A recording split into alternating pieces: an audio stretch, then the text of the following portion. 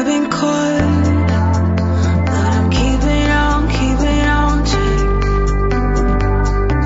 And I've been taught, but I'm keeping on check.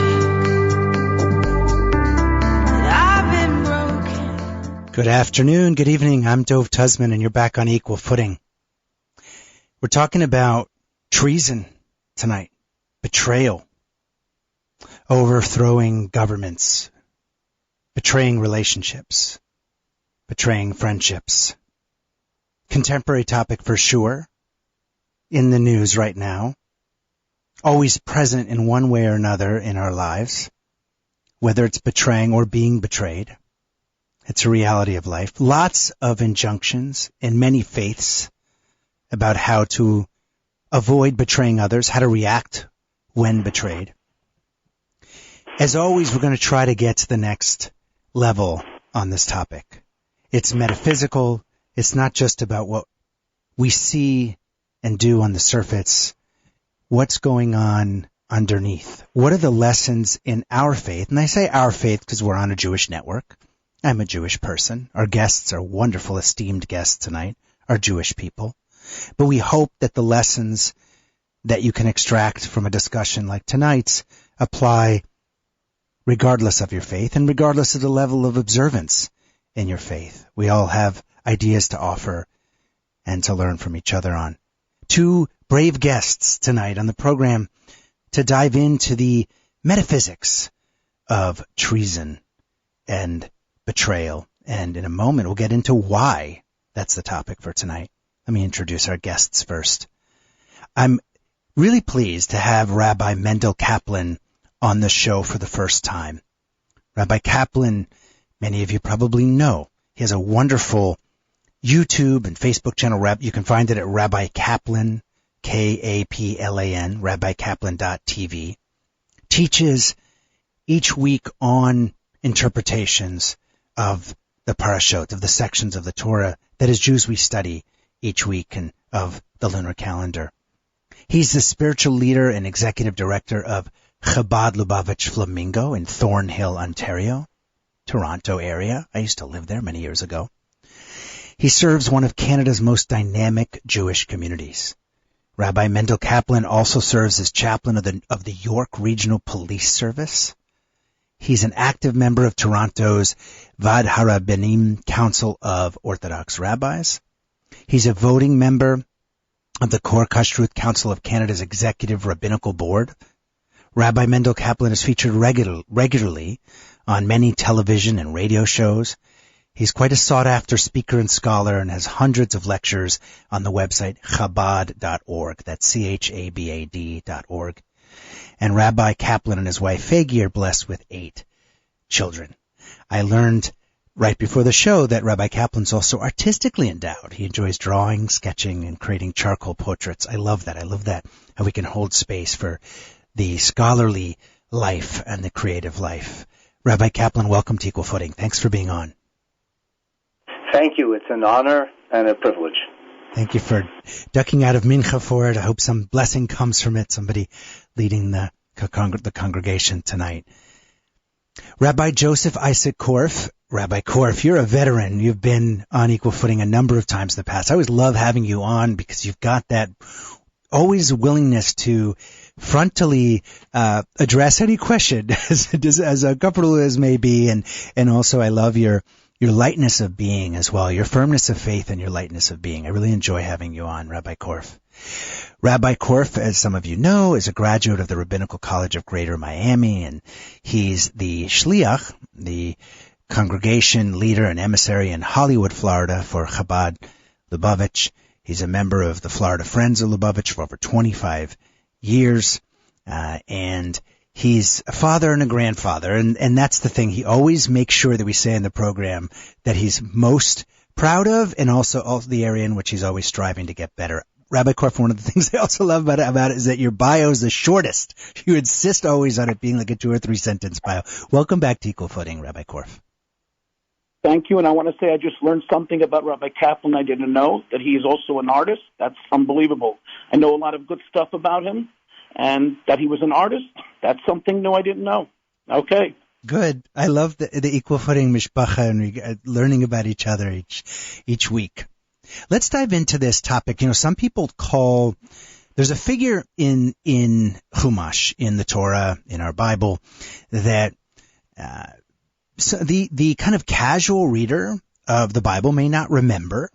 Most folks who went to Hebrew school or even Sunday school in the Christian faith will remember this figure's mysterious figure, and is often referred to as the faithful betrayer, which is a really interesting way to think about this conundrum. In fact, in our social media blast we talked about tonight's show as the Korach Conundrum. Let's talk about Korach. Last week's section of the Chumash, we covered this figure named Korach, who comes from one of the most elite or important families in the age of Moshe Rabbeinu, in the age of Moses, and he rebels. He tries to overthrow the government, as it were, to question Moses' authority in a frontal way, and in fact gathers a group around him of 250 important members of the community that back his effort. Rabbi Kaplan, maybe give us in a nutshell, beyond what I've just said, who is Korach and what is going on and why is it important? Well, Korach is Moshe Rabbeinu, Moses' first cousin. And soon after the episode of the spies, Korach leads a mutiny against Moses, a rebellion, as it were, against the idea that Moshe Rabbeinu is the Rebbe, the Torah leader, the de facto monarch of the Jewish people, and Aaron HaKohen, the elder brother of Moses, has been selected to lead the Jewish people in kahuna. He is the high priest. And the Parsha details this rebellion and God's reaction to it. It's not pretty. And God is not happy. Korach and his cohorts suffer a terrible consequence. And in the end, the priesthood, the kahuna, is significantly strengthened rather than weakened by this rebellion. So Korach rises up and he challenges Moses, Moshe Rabbeinu, frontally in several ways. It seems mocking, in fact, certain mitzvot, certain commandments, and righteous acts, including questioning when we should put the mezuzah on the door, and issues of kashrut, of dietary laws, and ultimately Moses kind of, in a way, takes up the challenge, right? What happens here, Rabbi Korf? How does Moses react to Korach's mutiny? I believe you can explain this in one way, and I think Hasidus explains this also in some ways in this manner, in that the difference between Korach and Moshe was that Moshe did exactly what God told him to do. And that's his whole point. No matter what you think, and it starts always, when somebody comes to try to start a fight, you don't start with the biggest complaint. You go slowly. You start off, like it says, the Yetzer Hara, the evil inclination, doesn't tell you to go worship idolatry. Because it knows the Jew won't worship idolatry right away. So first it tells you do this thing, then tells you this thing. Finally, in the end, it then gets you into its net and lures you into idolatry itself. Korach sort of used the same mechanism. He didn't start with Moshe right away against his leadership. He knew he wouldn't stand a chance.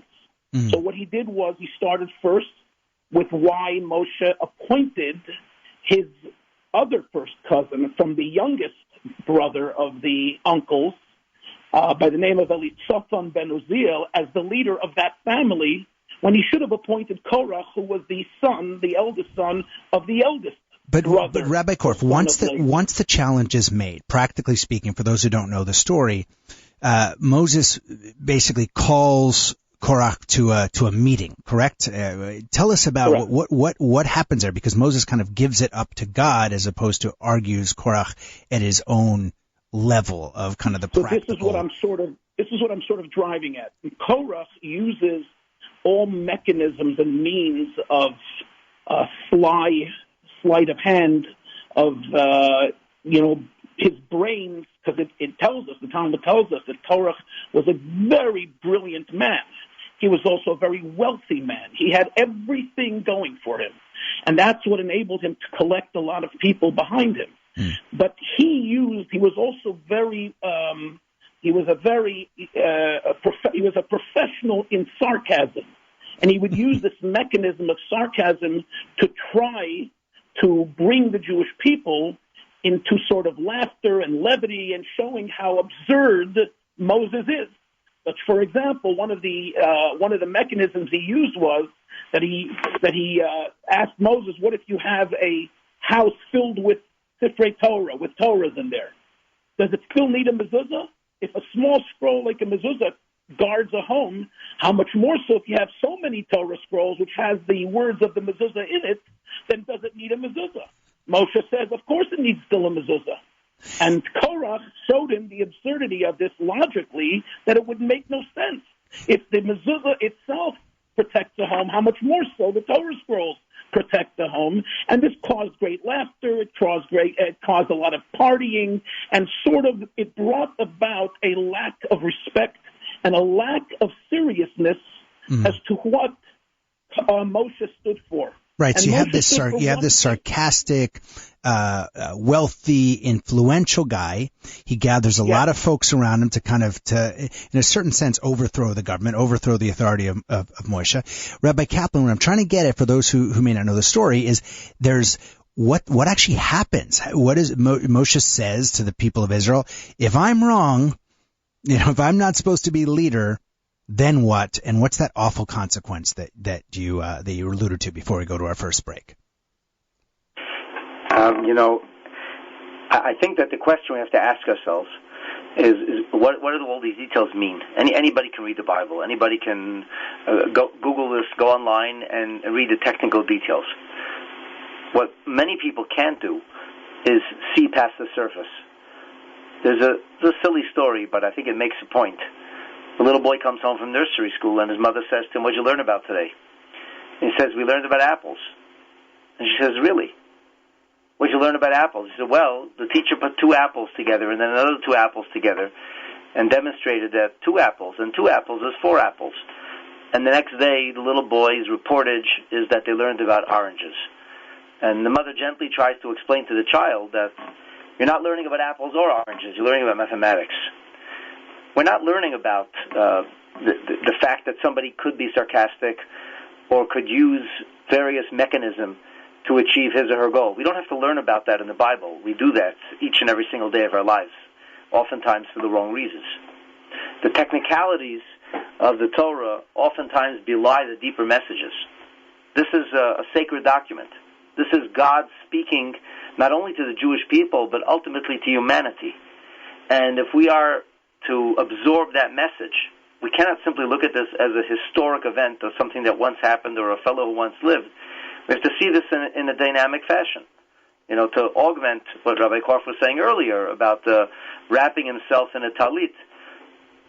One of the ways to understand the deeper idea that Korach wished to advance is that you wrap yourself in a talit, whereas the tzitzit are just like a small fringe or a string that comes down. And in a very nuanced and well-built rumination, which I can't share the details of in just 2 minutes, but the point that the Rebbe makes is that the talus, the wrapping yourself in a talus, represents inspiration. And it represents being in kind of an uplifted state of mind, attaining a higher consciousness. And Korach's question to Moshe Rabbeinu was, if we can be uplifted, if we can be elevated, Tchelet represents a sense of mindfulness and God consciousness, do we still need the technicalities of mitzvah performance? And Moshe Rabbeinu said, absolutely. And Korach said, that's absurd. All of the mitzvah we go through, all of the ritual we engage in is simply to elevate our consciousness. If I'm in an elevated state of consciousness, why bother going through those mechanisms? Korach said, if a person is in a room that's filled with Torah scrolls or mezuzahs, in other words, he's surrounded with knowledge, does that knowledge really have to be affixed to the doorpost, if you will, the exit or egress of when a person comes in or out? Or if you have that knowledge, that's good enough. And Moshe Rabbeinu says, knowledge is wonderful, but knowledge has to be translated into practical deeds. that are made meaningful by virtue of the Torah. Pardon the interruption. So practically speaking, we're going to have to take our first break. But just to bring people up to speed, we're talking about treason and betrayal. And this is woven throughout our tradition, the Judeo-Christian tradition. Here we're talking about Chumash, the Bible. And there are lots of instances of it. Here we're talking about the rebellion that Korach mounts against Moshe Rabbeinu, against Moses. And in the end, Moses says, God, you give the signal, basically. If everyone's swallowed up by the earth effectively, and it wasn't my doing, it's God's doing, then I am the actual leader. And that's in fact what happens. The earth opens up and Korach and his followers are swallowed up. That's the awful consequence. After the break, we'll come back though. Does it end there? No, it doesn't. The story doesn't end there. And there are, as both Rabbi Kaplan and Rabbi Korf have alluded to, there are these deeper layers of meaning. We'll get into that after the break. This Equal Footing show on the Korach Conundrum. We'll be right back. He said, I'm gonna buy this place and watch it fall. Stand here beside me, baby, in the crumbling walls. Oh, I'm gonna buy this place and start a fire. Stand here until I fill all your heart's desire. Equal Footing is brought to you in part by Coldplay. In part by DocuVax. I love Coldplay. DocuVax is a very cool, very easy, very low-cost way for you to keep and maintain control over your medical records. Your vaccine records, your blood test results, your x-rays, your MRIs, none of that belongs to the government. It doesn't even belong to your doctor or your insurance company, although you share it with them sometimes for use. You should have control of your medical records. You should have them all in one place, easily cataloged, verified, and interpreted. DocuVax, that's DocuVax. You can go to DocuVax.com, or you can download the DocuVax app on your smartphone, your iPhone, or your Android device. Allows you to both put all your records in there and then get access 24 hours a day, 365 days a year to doctors and nurses, medical professionals who can interpret your medical records and even give you what you need to save money and get a reference to a specialist without having to go through that annoying 10-minute protocolary meeting with your general practitioner. Take control of your basic medical information, your vaccine results, your lab results, test results, x-rays, MRIs, allergy information, etc. Go to DocuVax.com, or as I said, download the DocuVax app, DocuVax, or if you want to sign up your small business, for example, and give a benefit to your employees as you would a gym membership, you can call and get a group discount on DocuVax subscriptions by calling 833-859-1933. That's 833-859-1933. And I want to be clear, DocuVax medical data is never accessible to anybody except you, and you can share it privately using their proprietary QR code-based system. It keeps your data secure at all times. It's HIPAA compliant. Take control of your medical file. Never miss again a vaccine date, a blood test date, or a preventative screening like a colorectal exam or breast cancer screening. Sign up. DocuVax.com or the DocuVax app, DocuVax. I've been caught, but I'm keeping on check. All right, you're back on Equal Footing. We're here with Rabbi Korf and Rabbi Kaplan, and we're talking about treason and betrayal in the Torah, in the Bible. And rabbis, I'm going to ask you to kind of dumb this down for people like me, because we're getting pretty highfalutin and erudite here, which I know you guys are, but for people like me, I can get a little bit lost. Here's what's confusing about Korach, this guy, powerful guy who rises up against one of our patriarchs, Moshe Rabbeinu, Moses, and tries to overthrow the government, so to speak, or overthrow authority. He has a section of the Bible, a parsha named Korach. His lineage is important. I mean, the prophet Samuel, for example, comes from the lineage of Korach. He was a brilliant man. He was well respected in his community, and he's sometimes called the faithful betrayer. So in a certain sense, it feels like there's a purpose to this betrayal. It feels like there's a deep lesson for us to learn that isn't all negative. Rabbi Kaplan, what was it? Can we see a positive in Korach? Was there anything about Korach that we should emulate or honor? Anything about what ultimately was treason, other than that last step that we're meant to honor here? Is that the mystical meaning? Oh, the first thing I want to say is I don't see betrayal here, and I don't see treason here. The act of betraying someone is a violation of a person's trust. I don't know that Moshe Rabbeinu placed any trust in Korach, and I don't know that Korach was looking or trying to create a treasonous situation. It's not as if Moshe Rabbeinu placed some kind of special knowledge in Korach's hands and said, look, I'm trusting you, I'm making myself vulnerable. And then Korach turned around and backstabbed him or was disloyal, double-crossed him, and displayed a lack of faithfulness. I really don't see it that way. I don't think the story is about treason or betrayal at all, if you're asking. But you're asking another question. Say so what could? No, I think that's fascinating because I mean there many commentaries refer to Korach as the faithful betrayer, as if there's good things there too in his belief. You're saying commentaries. I don't recall seeing that terminology in a real Torah book. I don't know what that means. No, I like to be corrected. Okay, I don't. I've never seen betrayal here. It's not. I don't read the Torah in its messages as faith. So let me ask the question this way, Rabbi Kaplan, for those of us that don't have that deep understanding. The basic meaning of treason is to attempt to overthrow government or authority or the state. And so in that sense, clearly Moses has both the religious authority and, in a sense, the sovereign authority over the people of Israel, and his brother Aaron also has a key role in that as kind of the next in line. Is Korach not explicitly trying to overthrow that authority and replace that authority with himself and his cohort?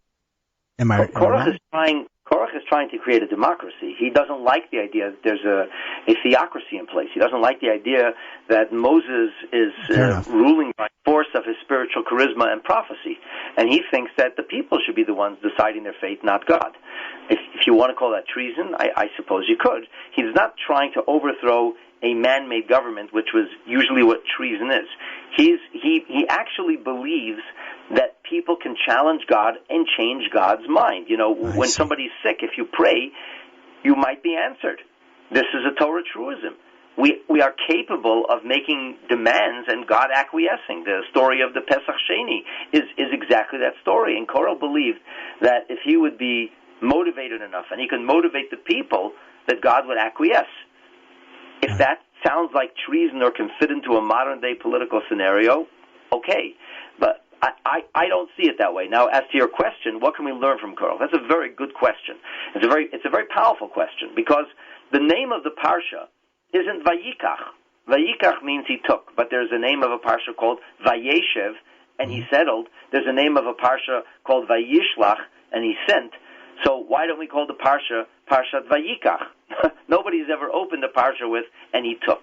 Right. But that's not the name of the parsha. The name of this Torah portion, as it has been immortalized for eternity, is Korach. And Korach's a bad guy. Mm-hmm. So why would we call a parsha the name of somebody who's a bad guy? By the way, this is documented going back almost 1,000 years ago in the writings of Reb Saadia Gaon, more recent, only 900 years ago, the Rambam's writings. They refer to the parsha as Korach.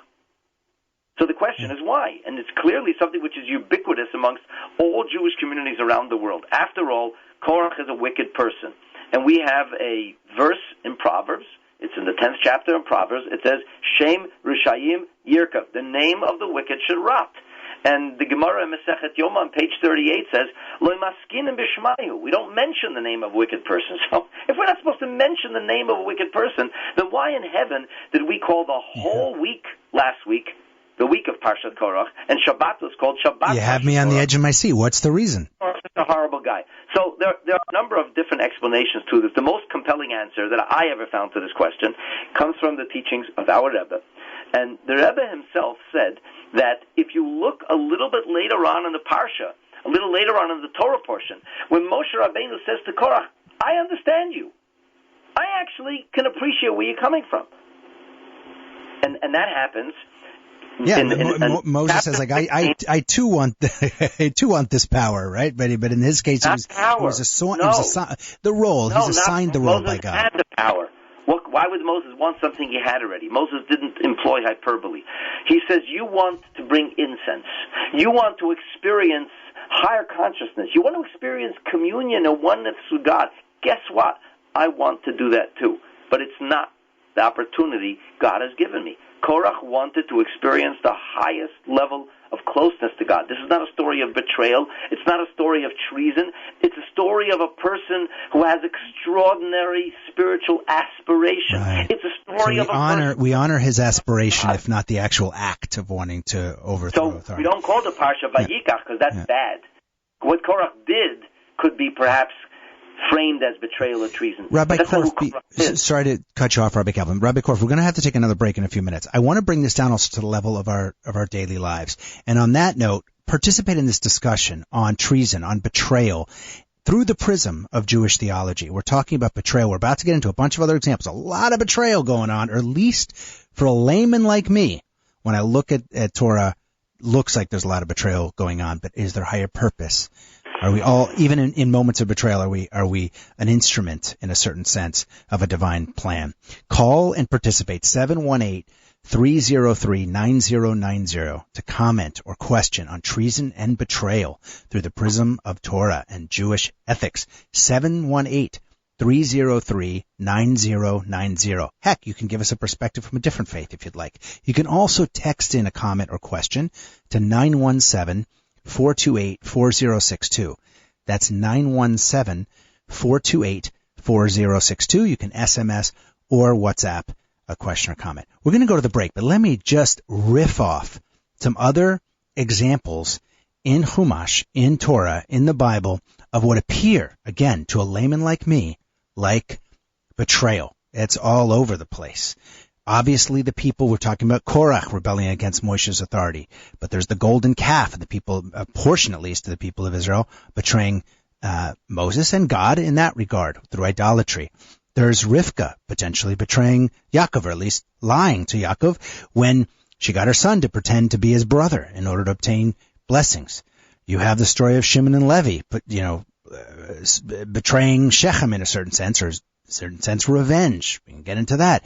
There's Joseph being betrayed by his brothers, sold into slavery. And then Joseph's brothers, which represent the tribes of Israel, lying to their father, Yaakov, by telling him that Joseph had actually died. You have Samson and Delilah. You have lots of stories. In fact, it's an interesting one that I want to, because it's so, for me, so difficult to understand the mystical meaning. And I think there is one there, is the story of Gomer, the wife of Hosea, a prophet who is a licentious woman, probably a prostitute in the commentary, and Hashem mandates that Hosea marry this woman. In fact, it mandates him to marry an adulterous woman who continues to be adulterous during the relationship. Complex layers of betrayal. Weigh in the conversation. What is this mystical, perhaps, role of betrayal in our tradition, in our spiritual path? We'll be right back.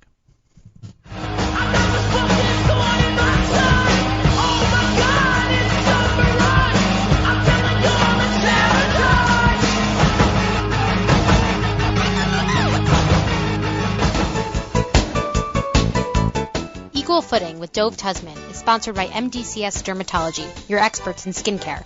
With 2 Manhattan locations and 4 offices in Long Island, including Plainview and Commack, the dermatologists and skincare surgeons at MDCS are proud to be affiliated with the Albert Einstein College of Medicine and New York Presbyterian Hospital. So schedule your next skin exam in one of MDCS's convenient New York area locations. To make an appointment, go to www.mdcs.live or call 212-661-DERM. That's 212-661-3376. You can even schedule a virtual video visit with MDCS's board-certified dermatologists from the comfort and safety of your own home. So go to www.mdcs.live or call 212-661-3376. And don't forget to mention Equal Footing for 15% off all cosmetic procedures. I've been caught, but I'm keeping on check. And I've been told. You're back on Equal Footing. I'm Dov Tuzman, and I'm with my esteemed guests, Rabbi Mendel Kaplan, calling in from Toronto, Rabbi Joseph Isaac Korf, calling in from Florida. We're talking about treason and betrayal in Chumash.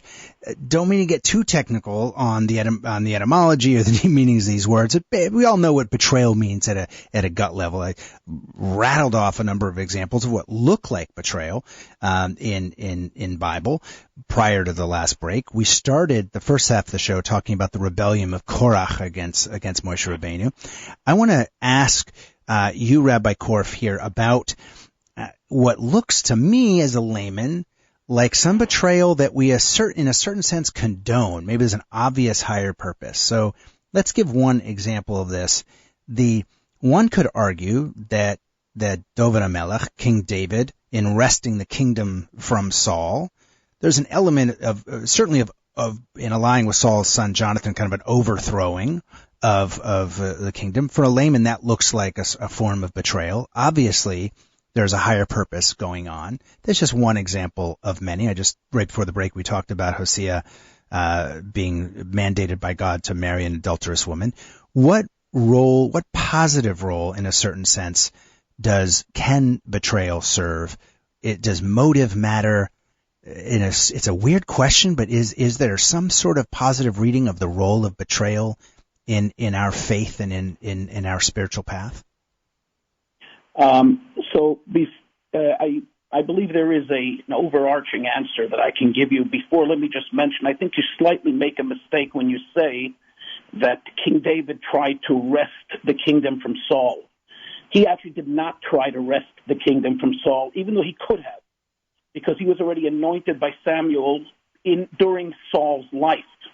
He never did. He remained hidden and did not try to wrest it away. It was Saul who was always jealous of him and had the feeling that maybe David was going to lead some kind of rebellion, and thus he always was trying to kill him, and David was always on the run. But it was only after Saul's death that David started to act as a king, first in the city of Hebron, and then later on as the king of all the Jewish people. But that's just one slight correction I wanted to make. Perhaps I'm only surprised I made a slight mistake. I usually step in it completely. So thank you for the correction. Let me add perhaps one very. Okay, we seem to have had a technical difficulty. I hope Rabbi Korf will dial back in. Rabbi Kaplan, I hope you can be a pinch hitter here. Just try to hit this on the head. Is there, in a certain sense, a mystical or positive role of betrayal in our tradition or in our personal spiritual growth? One of the methods in which one can use the word betrayal is you can betray a friend. You can betray. You can have a betrayal of trust. It's not about betraying somebody. It's betraying trust that was placed in you. And a person can also betray their principles. So what if somebody's principles were sinful? What if somebody's principles were selfish? What if somebody's principles were unholy?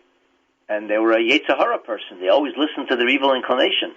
And then they betrayed their Yetzer Hara. If you want to use that. Right. Betraying the evil inclination. I like that. That'd be a positive betrayal for sure. Yeah. So the question really is doing the right thing or the wrong thing. Mm-hmm. And just about anything in the world could be right and wrong. Eating challah tomorrow night is a great thing. It's the way we celebrate Shabbat. Eating that same challah on the night of Pesach is a very, very grave sin. Intimacy under the blessing of the chuppah and marriage is the holiest mitzvah. And no mitzvah for which we recite more blessings. And at the same time, that same act of intimacy with somebody else's spouse, for example, is the greatest act of betrayal against God. Forget about against somebody else's trust. Even if there's an open marriage, so to speak, which is very popular these days, it's a betrayal. It's a betrayal against the principles that God gave us. So we can see the same act, and we might not even know the difference on the surface. An act of consumption, an act of intimacy, an act of killing could be the greatest mitzvah. If they would have killed that monster who is killing children in Texas before he killed them, that would have been a great mitzvah, and the police officer would have taken him out, would have not only been a hero, but in fact a holy man for doing that. It's all layered. I mean, it reminds me of the T.S. Eliot quote that the greatest treason is to do the right deed for the wrong reason. It's like these things have, well, I love the way you put that. And what I'm reminded of there, and we're going to go to a caller's question who's waiting on the line patiently, but in doing the pregame research for this show, I'm also reminded of Talmudic sources, and I did this, I got to admit, rabbis, as a total layperson, please forgive me if I make a mistake, of Rambam, or the philosopher Maimonides, kind of talking about the injunction that we have as human beings in separate from forgiveness, but when we are betrayed, and it gives us an opportunity also to rise above, to not bear a grudge, to be a master of our own spirit, to be responsible for our own spiritual health. Different than, there's obviously an injunction for forgiveness, but an injunction also for the opportunity to be master of our own spirit in a difficult moment. So for me, and maybe I'm getting too new agey for you guys, but Rabbi Korf, I know you're back on the line. Rabbi Kaplan graciously pinch hit for you in the last one, but the question would be, is that okay for me as a Jew, or me as learning from these ancient texts, to see also betrayal on the other side as the one that's been betrayed, as an opportunity for not only forgiveness, but an opportunity for me to grow spiritually, or am I being, again, too new agey? No, I think you're being very appropriate, and that's correct. And anything that you can do to overcome even an injury that you have the right to be upset about, or to be angry, or to even want to take revenge, and you overcome those instincts, shows character, and is what raises you above your personal animalistic proclivities by doing so. I wanted to just go back for a second to what I wanted to mention for your original question. And I wanted to bring you a story, perhaps a short story, not from the Bible. Let's keep it short so we can get to the caller before our next break. Yes. Shoot. Yeah. So I want to give you a short story not from the Bible, but from the Talmud, which I believe gives you an overarching view as to what it means when you talk about betrayal. And yet even at betrayal, at the level of betrayal, one can see as well the incredible lessons and sometimes the beauty of that betrayer. The story is famously told in short about a woman by the name of Miriam Bas Bilga, Miriam, the daughter of Bilga, who entered with her husband, who was a Greek soldier when they were destroying the temple in Jerusalem. And as she saw the suffering of the Jewish people, she goes over to the altar in the temple and takes her shoe off and smacks the temple and cries out, "Wolf, wolf, you take all their money, you take all their sustenance, and yet when they need you, you're not here to answer their prayers." Pretty regular criticism of religious institutions for thousands of years. And this was a Jewish woman. Yeah. This was a Jewish woman who she betrayed her faith. She was a member of a priestly family, one of the highest priestly families. And she couldn't take the suffering, and she left her faith and went and married a Greek officer. But yet, the Lubavitcher Rebbe, when he talks about the story and when he talked about it, he sobbed so much at this Farbrengen that he couldn't even talk. When he brings this story, he gives a whole different, unique view of this story and shows us that a woman who perhaps was not a righteous woman and was a betrayer, quote unquote, and yet what does she think about when she comes into the temple? She thinks about her fellow Jews and their suffering and cries out to God, "God, where are you?" In other words, a betrayer at times can also teach us incredible things and can teach us as well how to relate to God and how to relate to each other. This is a beautiful story which can really that be is beautiful, and it actually ties in. You did a neat transition without knowing it into some listener commentary, because we have one listener who's commented that it's important in our tradition not to mix up betrayal and advocacy. You have Avram advocating to the Archangel Gabriel to not kill more people than is needed. And you have advocacy as well on numerous occasions by Moshe Rabbeinu, by Moses, to Hashem, to God, on behalf of the people when God is angry at betrayal. So I think that's a good point, that advocacy, even if strident, even if standing up to authority, can in fact be righteous and not be constituting betrayal. Let's take this caller on line 1 before we go to our break. Do we have the caller on line 1? Let's see if we can get him on the air. You're on the air. Hello. Good evening. Good evening. Is this Stan? I'm afraid so. Stan, I love it. Lay it on us. Tell us about your feeling about betrayal and treason in Let's our give tradition. 2 examples that we can both understand in this world at this moment and this time. The man's name was President William Jefferson Clinton.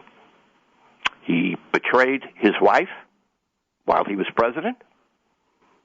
While he was going on, he was impeached for the betrayal, but his cohorts and friends, which were all, he had the majority, said, no, we're not going to throw him out for betraying his wife. He did not betray the country, and so he was not impeached. He was impeached, but he wasn't. He wasn't. He wasn't they didn't throw deposed. him out. Yeah, he was yeah. impeached, but they didn't throw him out. Yeah. So in essence, it had no religious connotations at all. The solution was basically political. Okay. Who's the other character? Now, we got you. We're with you. We're with you.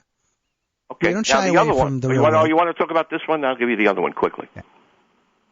The other one, as you know, is January 6th. To me, the greatest betrayal and treason. And it had nothing to do with religion, strictly power. No religion whatsoever is involved in this, especially the person who came up with it and did it. God has nothing to do with this guy. He's not January 6th, for listeners that are living in a cave, you're talking about the riots in the Capitol January 6th of 2021. Right. The conspiracy. And specifically you're talking the treasonous act by a particular individual. Well, let's say sedition. Sedition. Okay. Which is also true.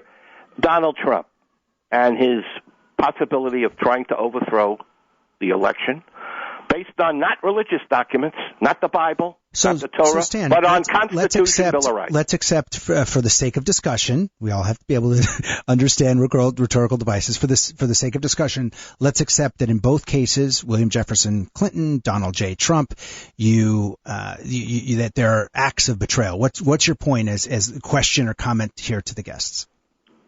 Do they? One is not yet the overall nation let the president go, which I agreed with. There was no, they didn't think the betrayal in the first case. Absolutely. And in the second case? No. And in the second case, we still don't know yet. That was more against documents of our country, the Bill of Rights. And so that is more serious, and that has nothing to do with the Bible obviously, in any way. By the way, Stan, I love when you call in. As you know, it's not a political show; it's a religious show. But but your religious connotations have no effect in these areas. Well, no, I mean, one of the reasons we do the show, frankly, is to be able to ask these types of questions. So I love. Let the rabbis answer it. So please. The question? Is there any lesson within our Jewish tradition to look at these examples of betrayal? Is that the question? Do they agree that there was betrayal? Let's not get into the political. Let's say, for the sake of discussion, that in some degree there was betrayal. Because we don't become a political show. The president of the United States betrayed his wife. That's as far as it went. Okay. The other one is betrayal of a nation. So, Rabbi Korf and Rabbi Kaplan, let's accept, for the sake of discussion, that there's been betrayal by whether it's minor or very major in public office. As Jews or observant Jews looking at our tradition for reference, is there a lesson with respect to how we assess that or judge it or act upon it? Rabbi Kaplan. I told you to begin with, I didn't think that this Torah portion is about betrayal.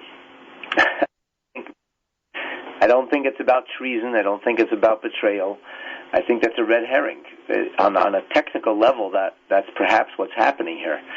And my name is not Rabbi Krauthammer, and I'm not a political commentator, and I generally don't like to speak about things that I can't speak about intelligently. Okay, that's fair. I would say this. I think the question with regard to President Clinton, if there's a Torah perspective, is if somebody is a dishonest person and he can't be trusted to tell the truth to his own wife, can he be trusted to tell the truth to a nation? Can a nation put their trust in a person like that? And the same question could be asked of somebody like Donald Trump. If a person could become so blinded by political ambition that a person is behaving in a way that seems, at least, to be entirely beyond the pale, can you trust a person like that with the welfare of hundreds of millions of people? Can you trust a person like that with the power that can literally affect the entire globe? I don't think it's a question of trust. I don't think it's a question of betrayal. I think, if anything, those are questions of character. And the Torah makes it very clear to us that a person's character may have a lot to do with their ability to lead or not. Rabbi Korf, I'm going to get your opinion on this in a moment. We have a number of questions and comments here from listeners as well. We'll get back to after the break. We are talking about treason and betrayal. Stan, thank you for your comment. Love how you brought it to the current moment, and follow up with that with Rabbi Joseph Isaac Korf right after the break. We are talking about the Korach Conundrum. Originally, we started with the rebellion against Moses. There's a lot of stuff in Chumash that, for me, layperson, Rabbi Kaplan, in his view, it's not betrayal. From my layman's perspective, it looks like it, but there's certainly issues here of breaches of trust and the desire to overthrow the government. We'll be right back. And who by fire, who by water, who in the sunshine, who in the nighttime, who by high ordeal, who by common trial, who in your merry, merry month of May, who by very slow decay, and who... The great Leonard Cohen, rest in peace. You know, one of the things we try to do mush-mouthed tonight, one of the things we try to do here on Equal Footing is address issues that are sometimes difficult to talk about. You might be uncomfortable asking questions about, but there's no shame in asking, and the answer can sometimes help set us free. Well, one thing that's difficult to talk about is erectile dysfunction. Yep, you heard me right, erectile dysfunction. Nothing to be ashamed about. It affects almost 70% of men in their lifetime. Manhattan Medical can help you do something about it. It's important for you, not only you, but your partner. Manhattan Medical utilizes a new effective therapy called GainsWave. It does not involve expensive blue pills.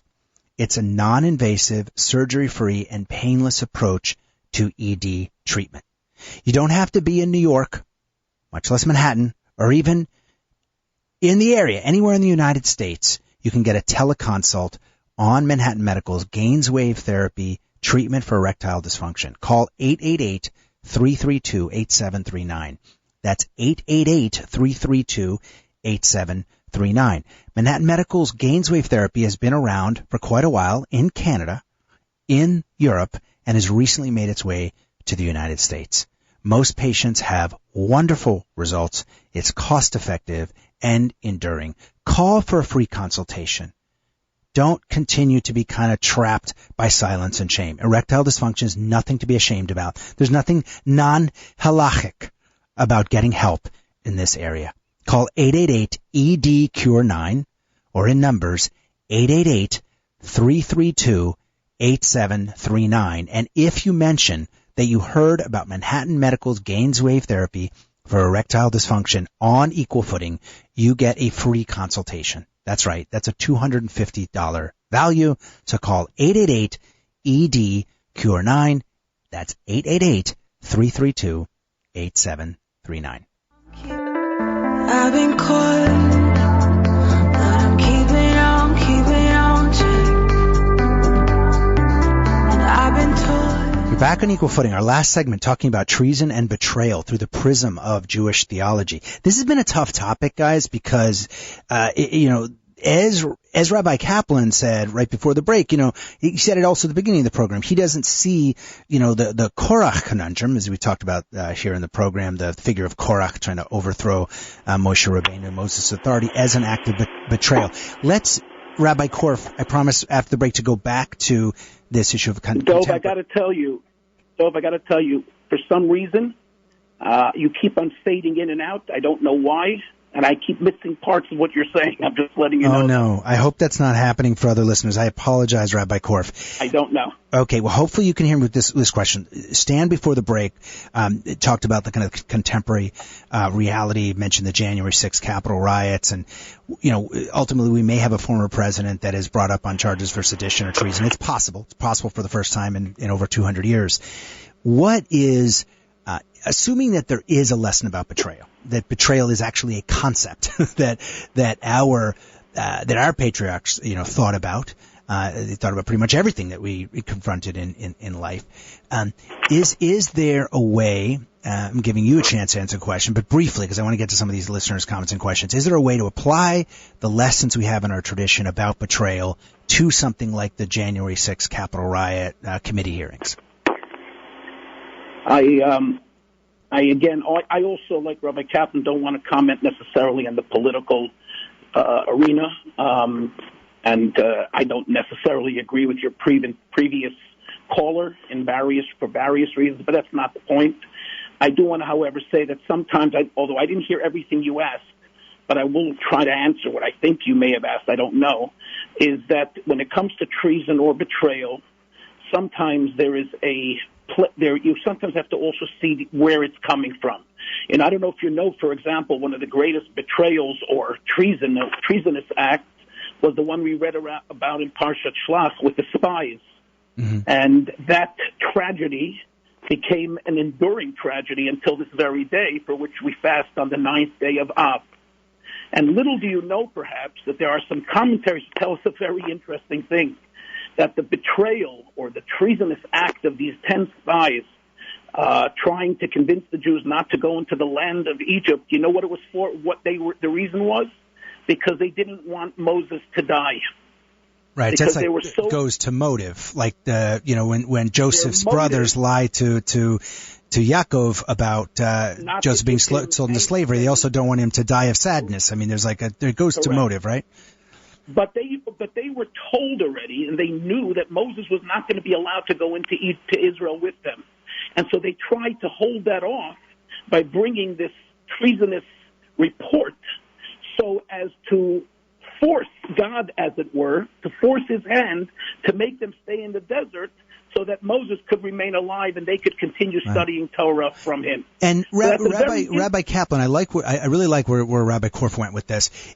Does motive matter? In assessing betrayal, or is it just kind of on the surface of it, someone been lied to or betrayed? Firstly, I want to tell you that I've been having the same problem as Rabbi Korf. You've been coming in and out, so I haven't heard everything. I think Rabbi Korf is absolutely correct in saying that if there is treason and betrayal in the Torah, it's not in Parshas Korach, it's in Parshas Shlach. And the answer to your question is right in the Parsha. Did it matter that these people had lofty motives? Did it matter? Well, not really. In the bottom line, God punishes them very, very severely. And this is an extremely important lesson for us, namely, that we have to do the right thing. And doing the wrong thing with the best of intentions is still the wrong thing. Right. This is a basic principle that Judaism operates within. Okay. And I think another detail that I'd like to highlight is, if this is simply a story of rebellion and sedition, why did Korach wake up all these months later?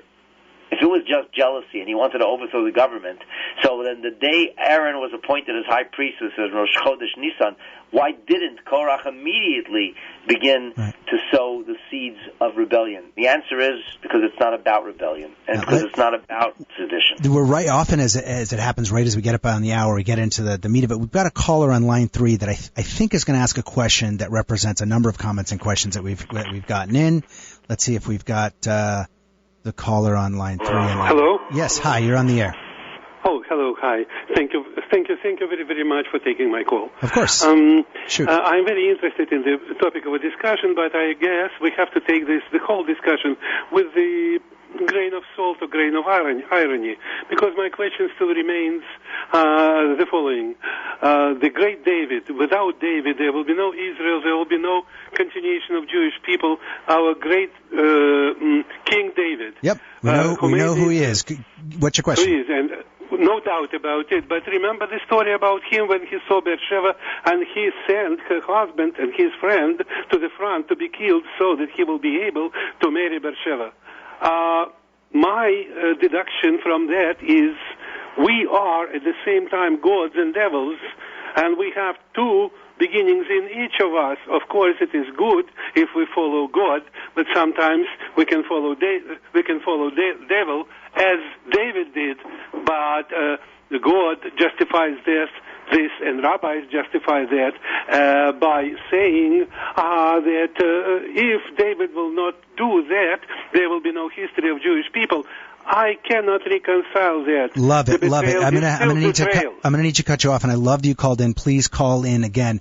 Great question, and actually, let's end on that because a number of listeners, about 4 other comments that have been made. Okay, quick primer. I'm sure I'm not going to get this exactly right, but David HaMelech, King David, sees Bathsheba, this beautiful woman, sunbathing, bathing, whatever it might be, and is enthralled by her, and so his top general, arguably dearest or dear friend, Uriah, he sends to the front knowing that he'll be killed, and then is able to be with Bathsheba. Certainly seems like an act, doesn't seem wholesome, seems like an act of betrayal. We've done actually previous shows with Rabbi Simon Jacobson and so forth on the complexity of the King David story, but how does one reconcile? This is a good spiritual note to end on without criticizing. All these perspectives are valid. These questions are real. We have these questions. How can this be a patriarch? He did this horrible thing. We can even get into the potential rape of Bathsheba. It's a really troublesome area. That being said, how do we reconcile, and we'll end on this kind of idea that we're both. We are the betrayed. We're the betrayer. We are good. We are evil. We are constantly kind of in that flux, and what's the lesson to extract? Let's finish this off. Each, please, Rabbi, 30 to 60 seconds because we literally will be cut off. So I want to correct your questioner. The rabbis don't say it was a fantastic thing. This is not something anybody is proud of. The question is how significant of a sin it was, and that would be an act of betrayal, no question. If you wanted to talk about betrayal. Yeah. Now you're on to something. Because we only have literally 30 to 60 seconds left for each of it, can you give us end us on a positive? What can we glean from this really disturbing act of betrayal by King David that brings us forward spiritually? Has an animal soul and a godly soul. We don't follow a devil. That's not a Jewish idea, but we have a godly soul or an animal soul, a Yetzer Hara. And yes, even the greatest of people can have a terrible fall, and we have to work really hard to be on guard at all times to do the right thing. If you want a simple takeaway, that's it. I love it. Rabbi Korf, finish us off real quick. I'll slightly diverge from my learned colleague by quoting a statement made by our sages in the Talmud that says anybody who says King David sinned is merely mistaken. As to why you can say such a thing like that, especially when King David himself says for the rest of his life that my sin stands always before me, it can all be answered, but it's not going to be answered in 30 seconds. But I'm sure both Rabbi Kaplan and I can delve into this matter much more deeply and explain it both halachically and simply, as well as on a more deeper spiritual level as well. Well, we'd love to have you on again, talking about the complexity of King David. It's a topic that can take up a bunch of shows. I'll end it by saying that as someone who sometimes brings up these difficult topics, I've gotten all sorts of acrimony. Sometimes a couple of weeks ago it was called a fake Jew. By the way, my mother's Jewish, my grandparents, blessed memory, died in the Holocaust. I have a bris, I have a bar mitzvah. I don't think I'm a fake Jew. That'd be new information. But even asking these questions can sometimes tweak people. We can ask the questions. Ask the questions, learn, dive in.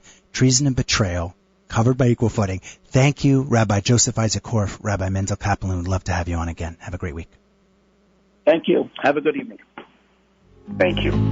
As it was before, I will speak no more.